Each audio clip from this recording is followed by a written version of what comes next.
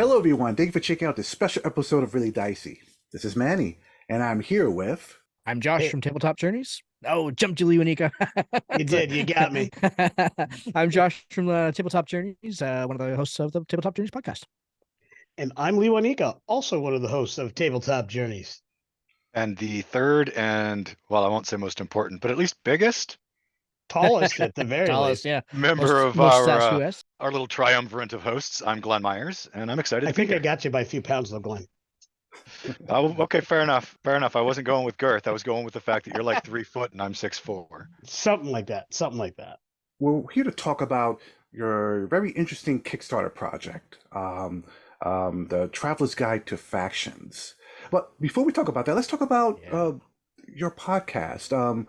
For viewers that are coming to check out this video for the first time and hearing about your podcast for the first time, what can you tell us about it? Yeah, I was going to say the best way to describe our podcast is these are the kinds of conversations that the three of us have been holding for many, many years, more than we care to specifically enumerate, because we are folks of vintage disposition. But in all honesty, our We podcast old is the translation. Yeah, we're old.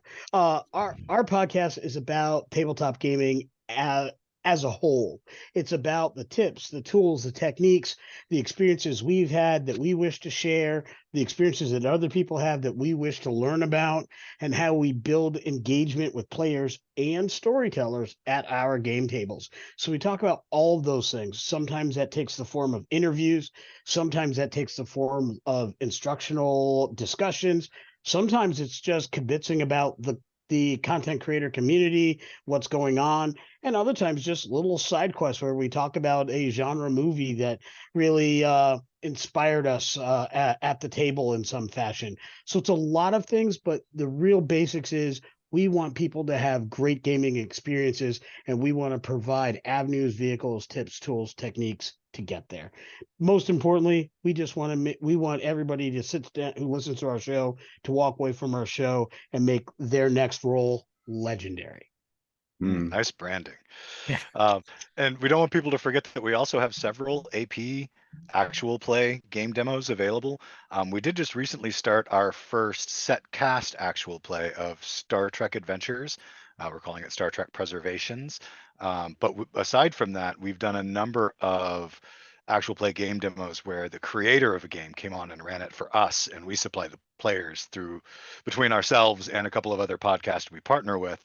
And those were fantastic. So if you're interested in looking for some unique game playing experiences, you can check those out too. Yep. So, Drew, And then go ahead. And then the last thing that we do is we also do what we're here to talk about mostly tonight: content creation. We've written several books. We've put out several pamphlets. We're on DM's Guild. We have a copper selling book at this point in time. Our Traveler's Guide to Collaborative World Building, which is our very first book. That was our first book, yes. That was our baby, yeah. That's really what got us started, saying, hey, this was a lot of fun. We should keep doing this. That was that project, right? So, we've been doing that. We've also done some freelancing. Our work appears in other books. Last year, we wrote a full adventure module that appears within Splinterverse Media's Dragonlance Companion. That's actually the adventure I ran at a convention last weekend, which went brilliantly. And we continue to write, and we continue to do freelance projects as a team, individually. It's really about just, we love this space, and we love being in it. We love creating in it. It's really working well for us, and we intend to keep on doing it. Yeah. So tell me about the Traveler's Guide to Factions. Where exactly did this idea come about doing your work and your podcasting? Yeah, I mean, so I think that I'm not sure it necessarily came from the podcasting particularly. I think that on some level, the three of us have always been thinking about the concept of these kind of plug and play factions that you can bring to your table, and kind of like individual mini societies that have rich lore, rich history, rituals, inner secrets, stuff like that, that, really kind of deep diving into the lore aspect of a particular thing. Our last book was a set of, it started as a set of subclasses and then had a bunch of kind of things that got tacked onto it. But subclasses, by their very nature, are very mechanical. There's some sort of flavor that goes along with subclasses, but at their core, they are very, very mechanical. They take a lot of play testing to get right, a lot of play balancing to go ahead and make sure that they work at the table and everything like that. And so, I think that after we did that, at least I'll speak for myself. After we did that, I was kind of like, okay, I want to get back into making stories. I want to get back into telling stories and making tales and really kind of diving into some real heavy lore, especially with kind of what was going on with Wizards of the Coast and the OGL at the beginning of the year. We were kind of like, well, we're not sure we necessarily want to go ahead and do another stat heavy book. Again, we want to kind of get into something that's more system agnostic, something that you can take to any table, any time period, any campaign, any game, that kind of thing. So, but these factions are all things that the three of us have used at our home games in various iterations, and kind of in various forms and everything like that. And so, when we kind of started thinking about what was going to be next after our last book, this was very much a natural candidate because some of these factions came out of the writing for the last book, where it's like, you know what, that's more than a subclass. It's not just a subclass. We need to give that some narrative weight, some narrative meat on that bone. So let's make it into something else, and kind of, eventually we kind of put enough of that stuff aside that we're like, well, now we have an entire book of this stuff that we haven't even used yet. Let's see what we can do. Just kind of throw it in the meat grinder and see what comes out. So, Oh, so that's exciting because I get personally annoyed whenever a book introduces like a new, could be a new species or a new class of individuals or something like that, but there's no lore behind it. So let's say something as simple as like there's an elven civilization, human civilization, and dwarven civilization close to each other. How does that work? What's trade like? What's the economy like? How does that all function? And what's the distinctions between the cultures? Is it one culture, multicultural? It's like I feel like sometimes civilization's extremely more complicated, and I'm sometimes get annoyed sometimes, especially with the older you look at some of these older books. When you look at some of these older books, they're not fleshed out enough. So I'm really excited about this idea that you're putting together. When it comes to factions, exactly, like what exactly is, like, what factions exactly do you have in this book? First of all, you're speaking our love language, because very much so. Yeah. things like a culture's attachment, like how they approach a situation, their economy, what does trade look like in these towns.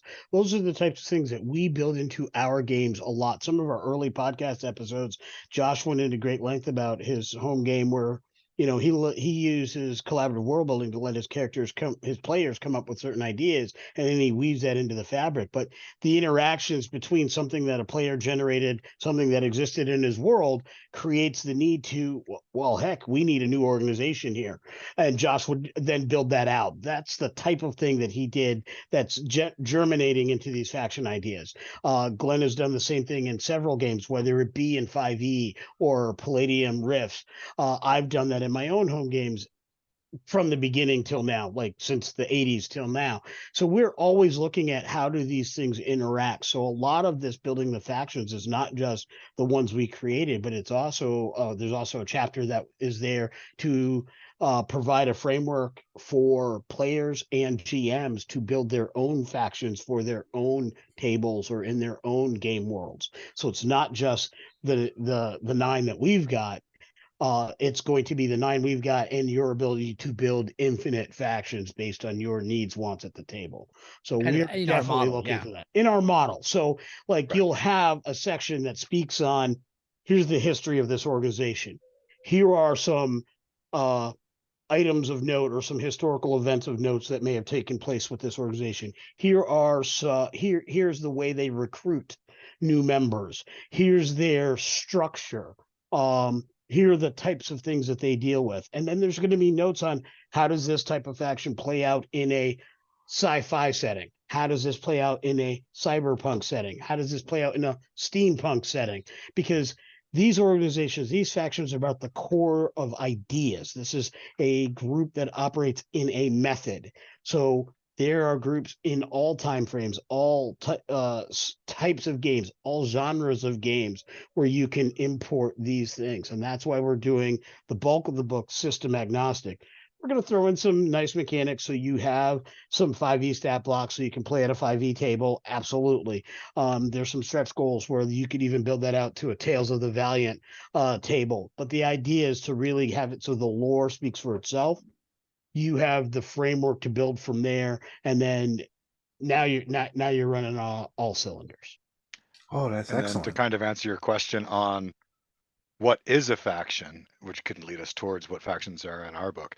Using your example where you had the three kingdoms, that Lewanik is 100% right. That's the kind of stuff we love, is how do these things interact?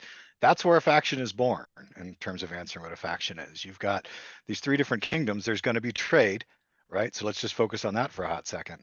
You wind up having something develop in order to manage trade between the three. And the next thing you know, you have a commerce guild or a conglomerate of merchants that are creating a society, a faction of business people, Like-minded victulars, individuals. Yeah. and traders to help make sure they get better rates for tariffs at the borders of each kingdom. And that can then continue to grow into everything from its history from its inception to what is it going to look like in the future, what kind of services do they provide not only to their members but to the outside world. And as you fill in those details, that's how a faction is born. When this book that you're creating, how is it organized? So, like, do you have certain? What are your chapters looking like in this book? Sure. So it's going to be very straightforward in terms of that goes. There are going to be 9 factions in the book that we're already working on now. The writing on those is we're targeting to be done by the end of the Kickstarter campaign, with the kind of the core offering in the book. And so it'll be those 9 chapters. Each one will be fully fleshed out within its chapter. A chapter on what Lewanika was talking about, the kind of the blueprint to go ahead and make your own factions. And then depending on the individual stretch goals, like some of those stretch goals are going to kind of augment the faction chapter itself. So like one of our stretch goals, for example, is that each faction gets a 5e style background and feat. That will probably be in the faction chapter itself, versus another stretch goal, which is going to be another chapter of adventure starters like we had in our last one, which again, kind of in our definition, an adventure starter is kind of a framework with 6 to 10 encounters, and then a series of prompting questions. Like once your players have gone through those adventures, where do you want to go ahead and take the story from there? We call those adventure starters. They're 10 to 12 pages, 1 to 2 sessions worth of material. And so, those will probably all be in their own chapter on the end rather than tacking them into the faction chapter. But that's basically going to be the structure of the book. Oh, okay. Well, can you tell us a little bit about the art direction? Well, yeah. So one of the things in our books, as we've matured our craft and as we've built out, we started with a lot of stock art. We purchase services from Deposit Photos, and we've looked at other services, but we keep going back to Deposit Photos as best art for the price kind of thing. It fit our needs For our stock art. Yeah, for stock art. But one of the things that was very important is we really wanted to have a more, this project was a more dedicated art direction. We wanted a style that kind of flowed a little better. So one of the things we did very early on with this book, probably June-ish, was collect a bunch of art or look at a bunch of art from Deposit Photos that we thought would work well for us. That was a good place to start. And then we looked up those core artists and we started reaching out to those artists and went to, what can we get that's in these styles? And so we think we're going to have a much better focused art direction to the book. Yeah. And what we've seen so far is just amazing. The cover we have totally blew me away. Like I expected a great cover from our artist. I did not think we would be blessed enough to have a cover this good. That like it's pretty hot. I showed that to a couple of It really family is. members to say, hey, what do you think about this? And they're like, wow. And I remember when I first looked at it, I'm like, okay, I'm I'm a real author now, because obviously I have art this good. I must be doing something right. That's that's how I felt about, and that's how I felt about all of the art. Some of the things we've seen so far have just blown me away with their attention to detail. And Josh will let you know some of the artists by name. But what I can tell you is, working with them has been a breeze. In this process, they've shown us sketches. We showed what we liked. We're able to make suggestions. They came back. I can't think of a single thing we asked for that we were told could not be done or would not be done. And I don't think there's a single thing that we've asked for that came back less than better than we expected. Yeah. Like it's really good work. Yeah, Great. I feel like we've really learned some things over the last couple of years, specifically in our interaction with artists. Like being picky about who we work with, has been a big, I think, step forward for us. And not just that, but kind of going to a variety of artists. So like, while there's going to be kind of a cohesive style throughout the book, there's going to be variations. We're working with 3 main artists for the core offering of the book, and these guys have been phenomenal to go ahead and work with in the early stages. We have some art stretch goals in the campaign, so we'll be going back to them if we hit those stretch goals, to go ahead and get more specific character art and stuff like that. But yeah, the like you were talking about, Leonika, the cover in particular by Alex Walter, who's a Ukrainian artist, is just fabulous. I really encourage folks to go check out our YouTube page. You can see the preview, the book reveal that we put out this weekend. You'll be able to see it on the Kickstarter page also. But it's really it's hot. It's really really good. So You can also go check out our episode that we recorded for our channel on the project, where we go into a lot of it in detail if you want some more information. And there's a preview of the cover and the art for that as well, but that's a little bit smaller. You'll get a better view on the YouTube. Yeah. But that other core offering that we keep talking about, I don't think we've actually said it yet, but the main other pre-commission was where we have a custom sigil or emblem being designed for each faction. So each faction will have its own emblem, sigil. Emblem. Yeah. Yep. So if I may ask, I know it's hard to choose among your children per se, but when it comes to this book, what's your favorite? I mean, what would you say is your favorite piece that you've written or helped design, whether it be an NPC, a faction, or maybe just a set of rules? Anything that really stands out to you in a personal level? So I will jump on this one a little first, and it is exceptionally difficult for me to make this choice. It's really, and I worked on primarily, I'm the primary catalyst for 3 of the factions in this book, but it really, of those 3, comes down to 2. Briefly, the Outriders League, loosely based on some historical Roman things. I know in the past couple weeks or months, there's been a lot of talk about the study that says men of a certain age think about the Roman Empire X amount of times a day or whatever. And I would love to say that's bogus and it doesn't happen. But the reality is I was writing this 5-6 months ago, and it was really because about once a day, I look up something on YouTube about Roman historical figures and historical situations. So it is really based on that. And that is a great love of mine, Roman history and those types of things. So that's it. But as I've been writing, I keep leaning more back to the Thundersworn, and mostly because it is based on a character that Glenn played at my table in the 80s and early 90s.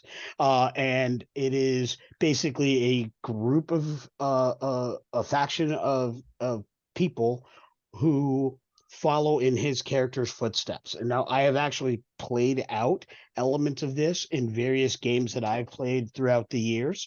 This was more of a, how do I collect all of those gaming experiences and put them on paper so that it's now a cohesive faction in this burgeoning TTJ style? So this was less of create something and more of refine something that has already been created. And I honestly have to say that's probably the one that I love the most, because it's an homage to some of the greatest gaming experiences I've had. One of the best actual direct sessions. It was a 1-session event, but it blew me away how great that was. And I don't know if everybody at the table realized how much that session meant to me as a storyteller, as a young game master. That was me very early in my game mastering career. But that particular high, if you will, is the game mastering event that I have chased for many, many years. And I've gotten it a few times along the way, but that's the one. That's the very first one that was that moment. That's the one that I've been chasing after. And I think these people, this group, this faction really lends itself to that. Thank you, Lee Winika. It being based off of Anric is humbling and heartwarming. I love it. And that was a fantastic campaign. And the session that you're talking about where we won the battle to protect the village that we weren't supposed to win, that was an epic session. You are correct. Yeah. And that was back in the old I'm an antagonist DM kind of days. So I stacked it against them. I mean, I stacked it against them. We were creative though. Yeah, they did. They did all the things. So while I could go ahead and talk about a favorite faction that I wrote, which because I got the ability to go ahead and write what is going to be obviously the best faction in the group. I wrote the Ember Weavers, which is clearly going to be the best. My favorite is actually one that Glenn wrote. The more that I keep thinking about the faction, the Warp and the Weft, which are basically a intergalactic multiversal group of spies and ne'er-do-wells that are run by that are run by like an ancient Baba Yaga style hag.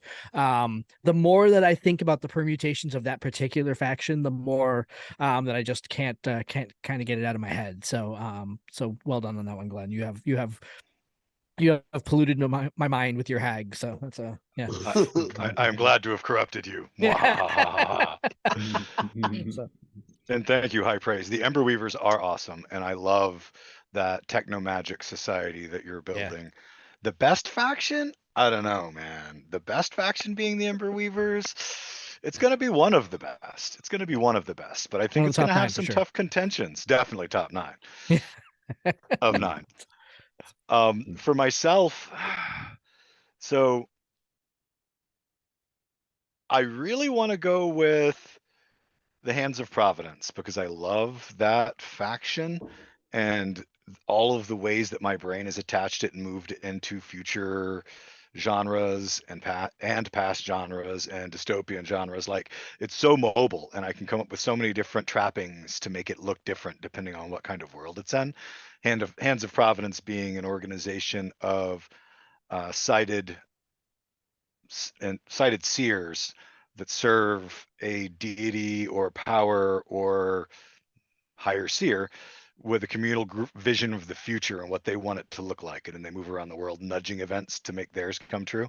But you can have more than one and they can collide. And there's lots of fun ways that one can go.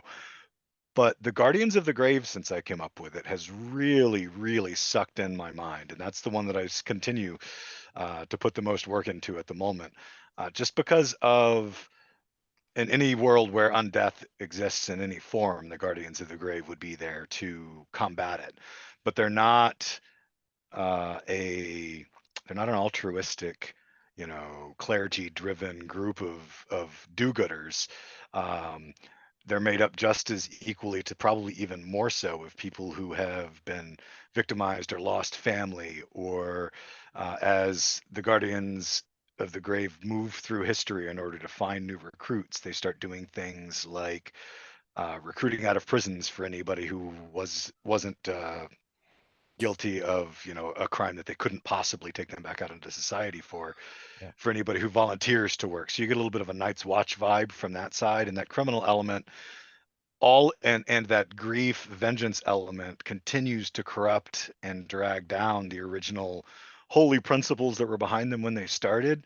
And there's just so much depth of character and drama within it at this point that I just love it. I can't stop working on plot lines for it. I kind of feel like they are less of the priest from The Exorcist and more of like the ancient villagers with the pitchforks that suspect the old woman that lives on the hill as a witch, right? Like they're the ones with the torches and the pitchforks that are going to go like whether the old woman actually is a witch or not, kind of thing. But they are not out for redemption. They're almost out for vengeance. It's like And then when you get into a future state, you've got the in the underworld movies and that whole genre, Oh yeah. the Corvinus bloodline, that when you finally find out that the original Corvinus is still alive and he's got a private army of people. Yeah. If they were focused against the vampires, like that would be them, you know, or Blade and his group at some point in another movie. As they move forward, they're not going to be shining, you know, examples of truth, justice, and Humanity. Yeah. humanity. Yeah. But if it goes bump in the night, they're going to show up and kill it. They may not be worried about taking out a bystander or two along the way, though. Right. It's almost as though you want to, if you were to weaponize the Watchers from the Highlander series, like, you know, they're aware that there's good and bad ones, but they just watch them and they try to keep out of their way in general. Right. But if they decided, why are we allowing the bad ones to go? We're just going to start taking them out. You know, and then where do they go once that decision has been made? That's that kind of way. And I mentioned that because we, like I said, our goal is to make a system agnostic game. So when you have 5e based games such as Everyday Heroes out there that already have rules for Highlanders, they may have the Watchers there, but maybe they haven't got that really pulled up well because that's a very small pamphlet. You can take something like this as a template. You might adjust some things using our how-to information or what have you to fit that game, but now you have a great template to move into that game and go forward where you now can play the Watcher. So it doesn't have to be your table of 4 people all playing an immortal. It could be your table of 4 with 1 or 2 of them playing immortals, 1 or 2 of them playing Watchers, and you've got a faction, so they've got that narrative weight, where a small game that's got 1 pamphlet or 1 book out so far may not have the ability to expand on. Or maybe the Watchers stay, but there's a splinter cell of them that breaks off saying, no, we can't just sit on our hands Even better. anymore. Yeah, we're taking it to them. They can become the antagonist for the Immortals. So now you've got a serious threat to the Immortals that are out here in there. And there's just so many ways that this can go. And as we're talking about this, I literally am writing an adventure in my head. Yeah. Right. Mm-hmm. So like this is kind of how we do it. We just start talking about these things, and it's like, okay, who's writing this one down for notes? Right. Excellent. Like, you know, so now as soon as we know where and how we can publish Everyday Hero materials, we have our first adventure starter for that. You know, those are the kinds of things that we are really looking at doing. Well, before I talk about the Kickstarter details here and there, I have to ask, and I think I sort of asked a question like this, but I'm just more curious about inspiration.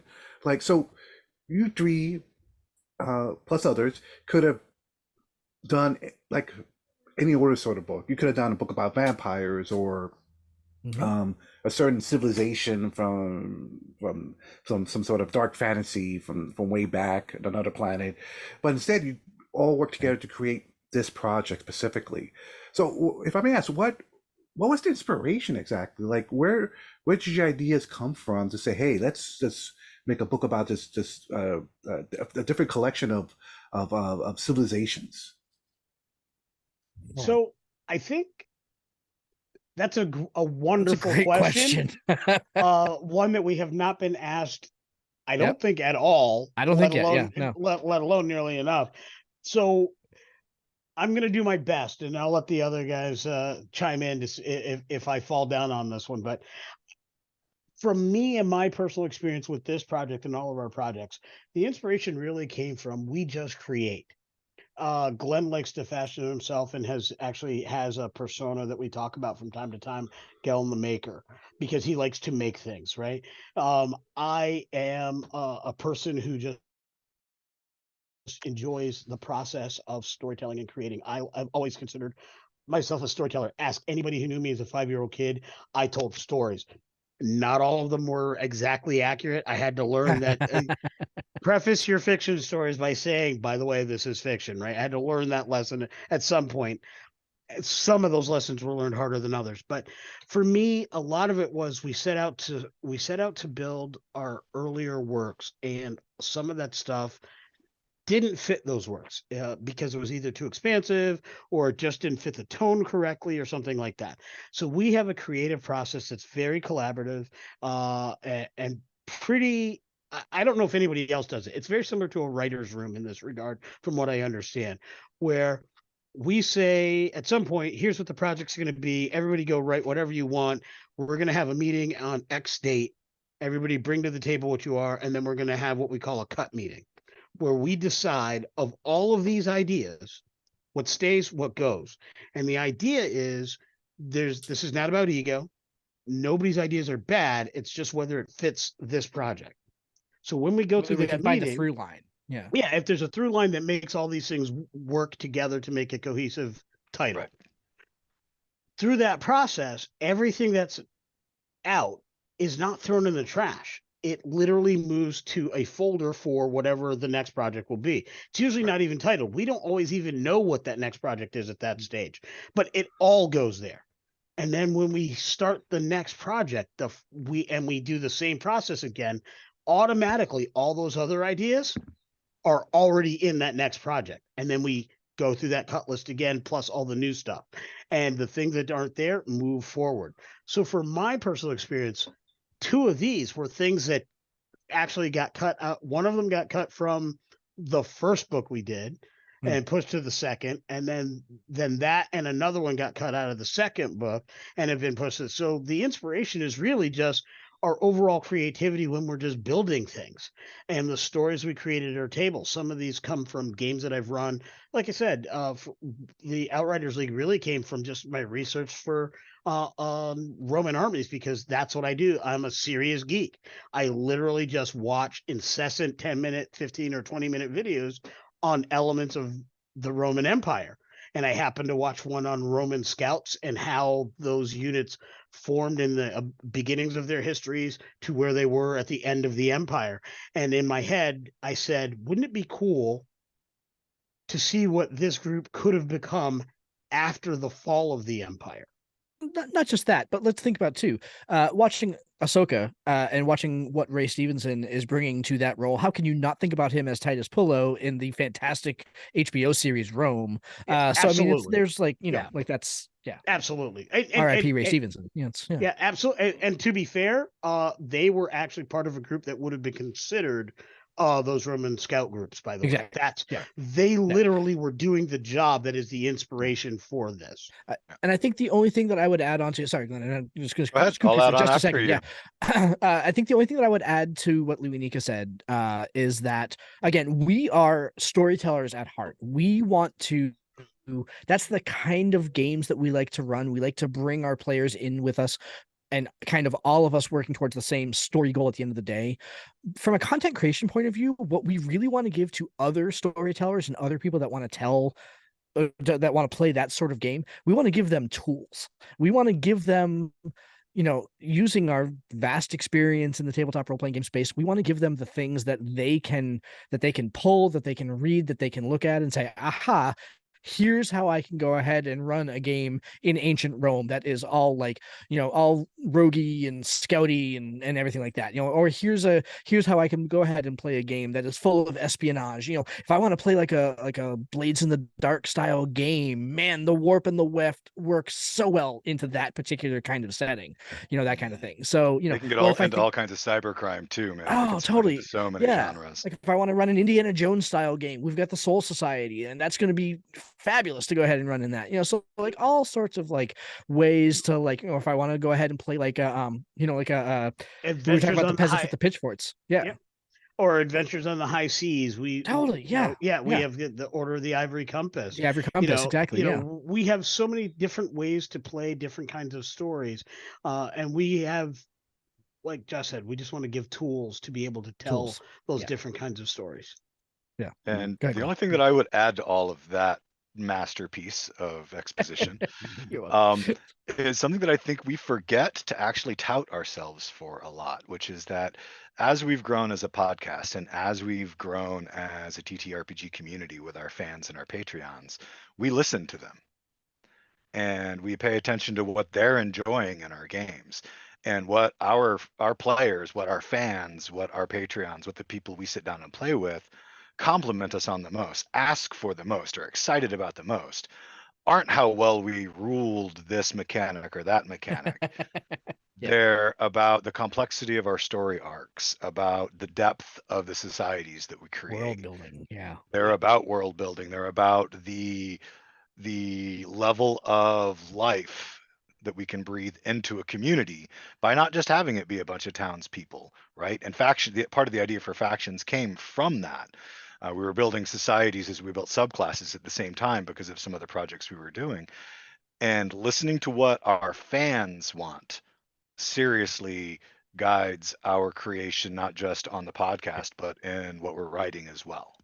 One of the best compliments that I received this past weekend when I ran the adventure we wrote for Splinterverse Media, and I absolutely credit my co-authors on this, was not any one encounter. It was not any one thing. It was simply that this adventure felt like Dragonlance. That's what now I had 4 people at my table and only one of them was truly well versed in Dragonlance, right? So that was the person who said this felt like Dragonlance. Can't get better praise than that. From those who had not been familiar with Dragonlance, they said this was just fun. They really got into what was happening. They loved the NPCs. They loved the nuances and the depths of the NPC characters that we wove into the stories. Without giving anything away on that particular project, because we want you to go out and get that book. But I will say that the idea behind that came from some very personal experiences for myself that on some level the 3 of us have shared on in interaction with, and all 3 of us support. And that was well known. I sat at a table with a father and his young daughter. I sat at that table with my 17-year-old son and this other person whom I'd never met, who was a person who was familiar with Dragonlance, and they all felt the experience of the primary NPC, the catalyst for the adventure. They all, and at a certain point in that adventure, each of them was asked, or several points during the adventure, each of them was asked to tell a story to this character, this NPC. And as I listened to these stories, it was immediately apparent to me that they felt the insecurity and the indecision of that NPC, and their goal was to help that NPC along. And that was awesome. So that's the kind of thing that we like to write. We want to have people feel for the NPCs in our games, because that's how you get that engagement. That engagement is what people are going to remember. They're not going to remember what they won't necessarily remember the D20 roll or the skill check, but they will remember, I'm the one that convinced so and so to do such and such. That's what we're looking for. And when you have deep factions where motivations for NPCs, whether the ones we write or the ones you write into a faction, if their motivations are clear and known and you can display those at the table, that's what people are going to remember. And part of what made that particular adventure so special is we invented a mechanic, for a little bit of a spoiler without giving anything away, just to lend a little bit of sense to that. The main NPC, we invented a mechanic to track their conviction based on how the party interacted with them. There were a gazillion points in the story where their scale could move up or down, with guidance for the storyteller on how to portray them depending on how they were feeling, and all of that weighed into a final decision they had to make at the end. And it was really cool. I'm glad they enjoyed it. It was awesome. All right, heck, this sounds great. When would the Kickstarter be out, and how soon would this be in backers' hands? Afterwards, after the campaign is over. This actually. Yeah, so this is actually one of the things that we're most proud about. So first thing is that the Kickstarter goes live on Thursday, September 28th. So just a couple of days from when we're recording with you tonight, Manny. It launches on Thursday. It's going to run for a month. It's going to run until October 24th. And there are going to be all sorts of things that happen in there. We'll have early bird goals and probably some late campaign goals and stuff like that to go ahead and make sure that people can back at the level that they think is appropriate. But the coolest thing, or at least for us, the best thing is that our intention is to turn this product around quickly. I will for my can speak for the other two, but I back orders, and I do not like waiting for my stuff, right? I want my stuff soon after I give my shekels, right? So we are in the process of writing these factions now. Our internal goal is to have the core book offering written by the end of the campaign, so that so with the core offering, all that needs to be done after that is the layout and the distribution and everything like that, and then writing of any stretch goals. So whatever stretch goals we get, we're going to be writing at the after the campaign is completed. But if everything goes to plan, and we're really hoping that based on our last Kickstarter experience, that this will hold true, the PDF version will be done early next year. So we're talking like March, April, in that neighborhood there. So about a 6-month turnaround after the campaign is done. And then we're also offering physical copies of this book also at one of the levels. You can back and get a hardcover copy. Printing right now in the TTRPG space, or like in the space anywhere, is weird, right? So we are building ourselves a ton of time in to get those hard copies done after the PDF copy. I think we're saying that the PDF copy should be out by April, and then we're giving ourselves 3 months to get the hard copies done. So we're saying like July-ish of next year. We've worked with our book vendor on some other things lately, just to kind of like test them out and kind of test the waters a little bit. I don't think it's going to take that long, but that's kind of that's the time frame that we're going on. Kind of, we want to make sure that we're giving ourselves plenty of kind of runway to go ahead and get this done. But that's what we're looking at. Again, we want to have this wrapped up, by middle of next year. Yeah. I guess one last question: is there anything else about this project I haven't asked you about that you wanted to share before we wrap up? So Josh brought up the fact that we are doing physical copies, and I did want to share one of the things that goes along with the fact that we're going to be doing physical copies, and that is we would have a retailer's tier within our Kickstarter. So if someone owns a shop, a local game store, where they sell TTRPG books, or they just want to, or a bookstore and they want to sell TTRPG books, we're not picky. We've got a tier that allows them to back and get multiple copies of the book at a rate that it will work for a retailer. There are some particulars. We're fine tuning some of the language on that particular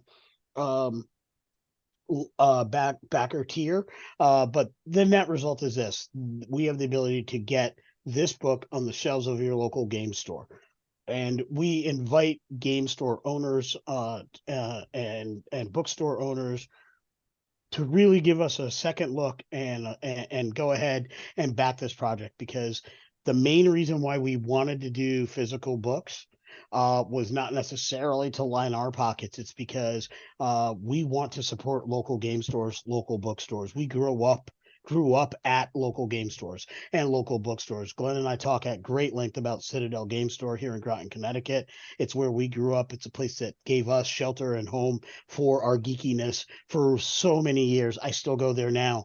And we don't even talk often about bookstores like the Paperback Trader, where we used to go and pick up all kinds of books, whether it be me and my John Carter from Mars and Tarzan, all my Edgar Rice Burroughs things and whatnot. But where, all these local bookshops where we enjoy being in, and whether it be a place like Bull Moose Music in Maine or whatever, where you can pick up different things. Yep. We want store owners for these locally owned places to consider us, because this is, we are local guys, and we want to back local guys, or local folks, to be specific. And we think that that's a really cool thing that we're able to do. A little bit of ego. It'll be pretty cool to go to my childhood game store and see my name on a book on their shelf. I'm not going to lie. That's going to be pretty dang cool.